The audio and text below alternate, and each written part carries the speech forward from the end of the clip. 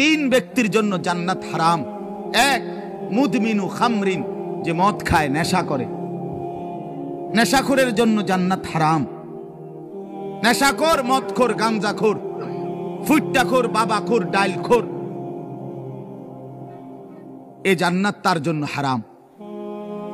দুই নাম্বার হলো আকুল ওয়ালিদাইন, পিতা মাতার অবাধ্য সন্তান, মা বাপকে যে কষ্ট দেয়, মা বাপকে যে নাফরমানি করে, মা বাবার যে অকৃতজ্ঞ, মা বাবাকে যে জুলুম করলো, মা বাবার হক আদায় করলো না। আল্লাহ রাসূল সাল্লাল্লাহু আলাইহি ওয়াসাল্লাম বলেন জান্নাত তার জন্য হারাম। আর তিন নাম্বার, শুনতেছেন সবাই? সজাগ তো সবাই? তিন নাম্বার ওয়াদাইয়ুস, রাসূলুল্লাহ বলেন দাইয়ুসের জন্য জান্নাত হারাম। এখন প্রশ্ন হলো দাইয়ুস কে?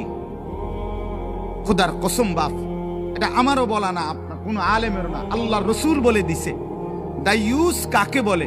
রসুল বলছে ওয়াদাইয়ুস আল্লাযী ইউকিররু আহলাহু আল খুবুস।